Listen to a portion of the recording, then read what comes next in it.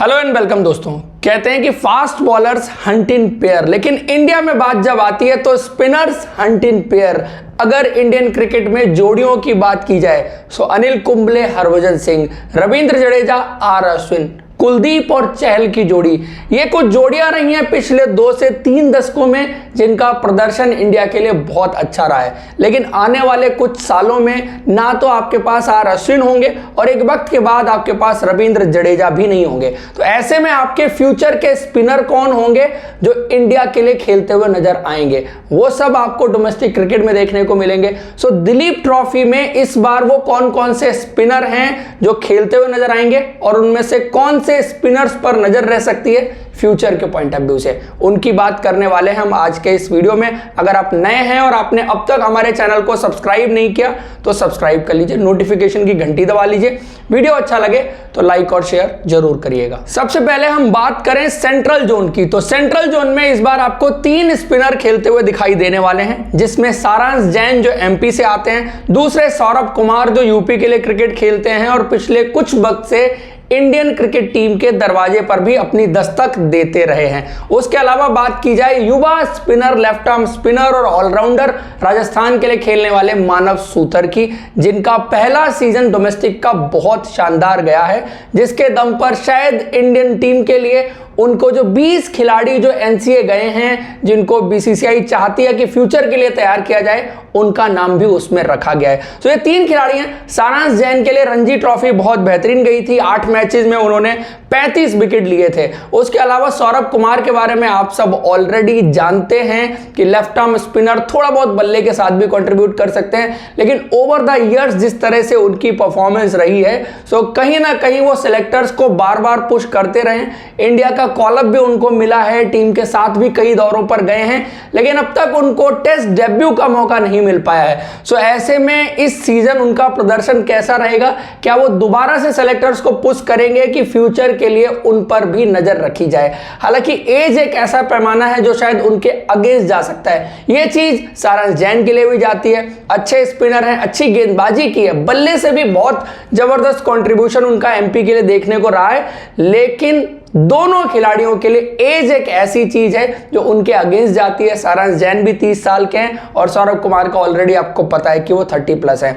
मानव सूतर एक युवा स्पिनर हैं जिन पर मुझे लगता है कि नजर रहने वाली है। उसके बाद बात की जाए ईस्ट जोन की, यहां पर आपको 3 स्पिनर खेलते हुए नजर आएंगे और साथ में ऑलराउंडर कह सकते हैं कि जिसने गेंदबाजी पिछले सीजन रणजी ट्रॉफी में बहुत बेहतरीन की थी। सबसे पहले नाम आता है शहबाज अहमद का। शहबाज अहमद जो है वो बंगाल के लिए क्रिकेट खेलते हैं और उनका प्रदर्शन पिछले कुछ वक्त में गेंद के साथ भी और बल्ले के साथ भी बंगाल के लिए बहुत अच्छा रहा है, जिसके दम पर उन्होंने टीम इंडिया के लिए भी जगह बनाई थी। आईपीएल में भी उनकी परफॉर्मेंसेस थी जिसके दम पर उनको इंडियन टीम के लिए कंसीडर किया गया था और पिछले साल उनको एक बेहतरीन उभरते हुए ऑलराउंडर के रूप में देखा जा रहा था। लेकिन यह सीजन ओवरऑल उनके लिए बहुत अच्छा नहीं गया, चाहे आईपीएल की बात की जाए या बाकी फॉर्मेट्स की बात की जाए, वहां पर उनका स्ट्रगल देखने को मिला। लेकिन रणजी ट्रॉफी में बात की जाए, 8 मैचेस उन्होंने खेले, 20 विकेट लिए। उनके स्टैंडर्ड के हिसाब से जो उन्होंने पिछले सालों में सेट किया था ये कम था। सो इसलिए कहीं ना कहीं थोड़ी सी डिसअपॉइंटिंग परफॉर्मेंस उनसे रही है। लेकिन ये नया सीजन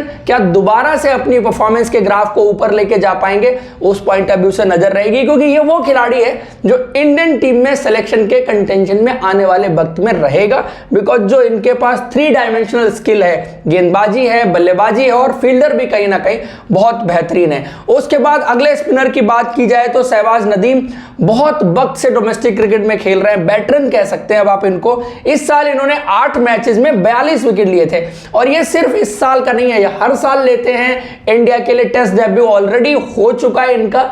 बेहतरीन खिलाड़ी हैं, इनके एक्सपीरियंस के पॉइंट ऑफ व्यू से यंगस्टर के साथ शेयर करने के लिए जो है वो बहुत इंपॉर्टेंट रहता है। उसके अलावा बात करें अनुकूल रॉय, एक और ऑलराउंडर जिस पर नजर रहेगी। इंडिया अंडर 19 डेज से बड़े इंप्रेसिव रहे, फील्डर बहुत बेहतरीन है और पिछले डोमेस्टिक सीजन इनके बल्ले से भी कुछ पारियां निकली थी जो बहुत इंप्रेसिव थी। साथ में गेंद के साथ 7 मैचेस में 26 विकेट भी लिए थे।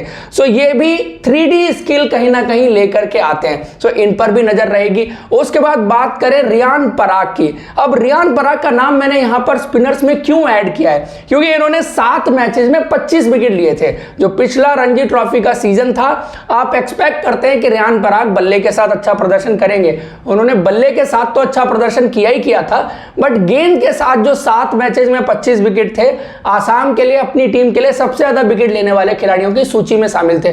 सो कहीं ना कहीं जो इन्होंने अपनी दूसरी स्किल डेवलप की है, उससे इनको एज ए ऑलराउंडर कंसीडर करना पड़ेगा।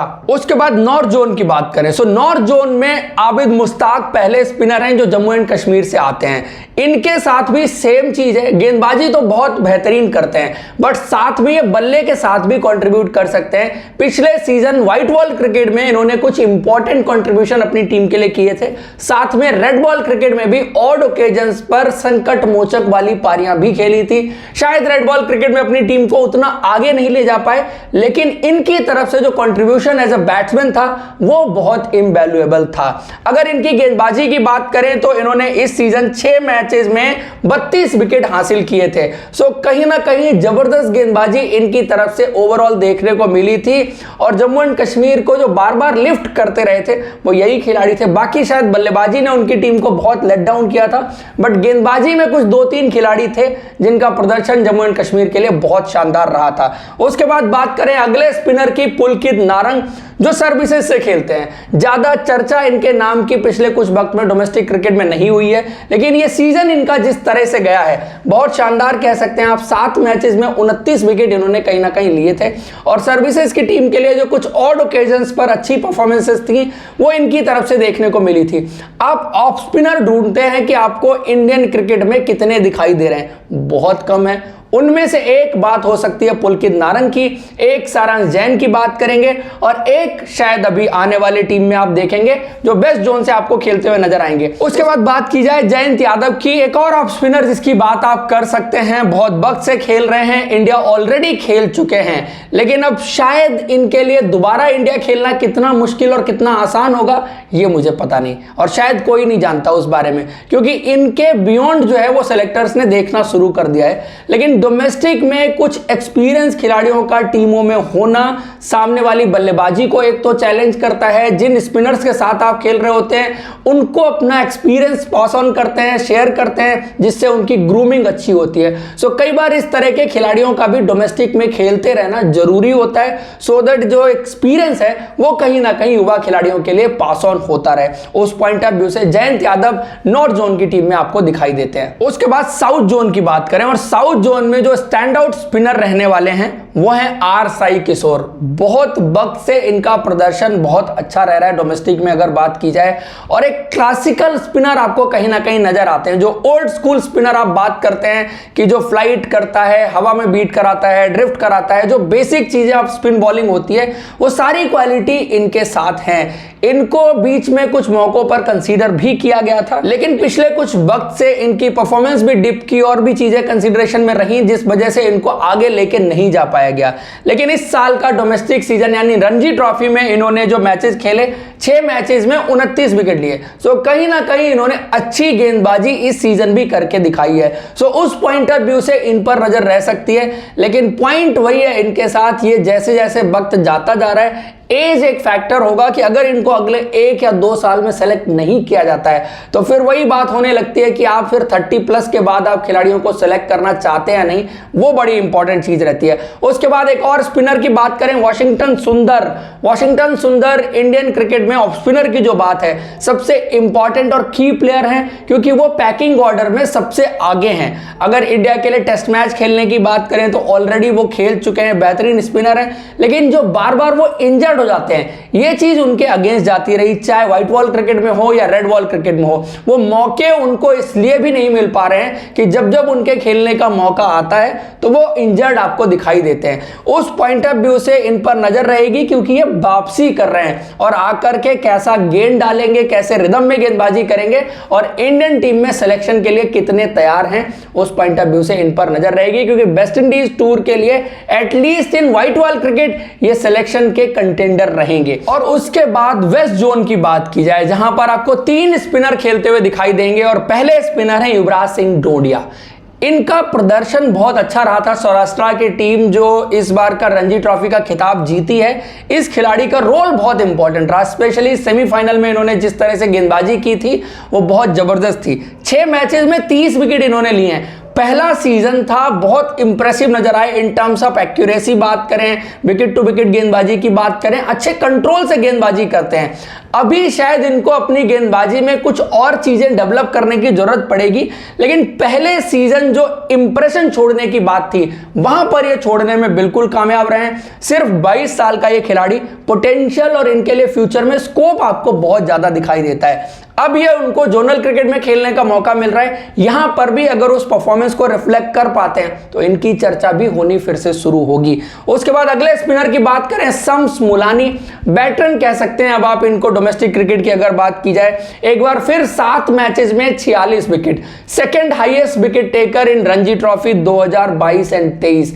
यह हर साल हो रहा है कि टॉप 3 टॉप 5 विकेट टेकर में शम्स मुलानी रहते हैं, 40 45 50 विकेट लेते हैं, लेकिन फिर भी उनको इंडिया सिलेक्शन के लिए कंसीडर नहीं किया जा रहा। इनके साथ भी है कि बल्ले से भी कंट्रीब्यूट कर सकते हैं। आपके जितने भी स्पिनर आपको दिख रहे हैं उसमें से ज्यादातर बल्ले से कंट्रीब्यूट करने वाले स्पिनर आपको दिख रहे हैं, और ये भी एक क्लासिकल स्पिनर है जो आप बात करते हैं, जो गेंद को स्पिन कराते हैं, टर्न कराते हैं, जो बेसिक चीजें आप स्पिन बॉलिंग की होती है वो बड़ी ठीक करते हैं। वरना बहुत सारे स्पिनर आपको ऐसे दिखते हैं जो कंट्रोल तो अच्छा डालते हैं, बड़ी फ्लैट ट्रैजेक्टरी होगी, गेंद को स्पिन नहीं कराते, सो वो सारी चीजें भी होती है। बट इनके साथ कुछ अच्छी चीजें कि रेड बॉल क्रिकेट में अगर इनका लोहा इन्होंने मनवाया है तो उसके पीछे कहीं ना कहीं इनकी स्किल जरूर है। और एक और स्पिनर की बात की जाए, धर्मेंद्र सिंह जडेजा, जो सौराष्ट्र से खेलते हैं, बहुत वक्त से खेल रहे हैं, बहुत अच्छी परफॉर्मेंस रही है, लेकिन पता नहीं कौन सी वजह रही है कि इनको भी आगे कंसीडर नहीं किया जा सका। शायद आपके पास नंबर ऑफ स्पिनर कई बार बहुत हो जाते हैं और सेम तरह के स्पिनर होने की वजह से ये पैकिंग ऑर्डर में पीछे रह जाते हैं। तो दोस्तों ये हैं वो ओवरऑल स्पिनर आपको जो सभी जोन से मिला करके खेलते हुए नजर आएंगे। आप कमेंट बॉक्स में हमें बताइए कि आप इसमें से कौन से स्पिनर को खेलते हुए देखने के लिए एक्साइटेड है और कौन से स्पिनर को चाहते हैं कि जो आगे जाकर के इंडिया के लिए खेले, इंडिया को रिप्रेजेंट करे। आपको ये वीडियो और डिस्कशन पसंद आया तो लाइक जरूर करें, और अब तक आपने हमारे चैनल को सब्सक्राइब नहीं किया तो सब्सक्राइब कर लीजिए। Thank you so much, see you in next video.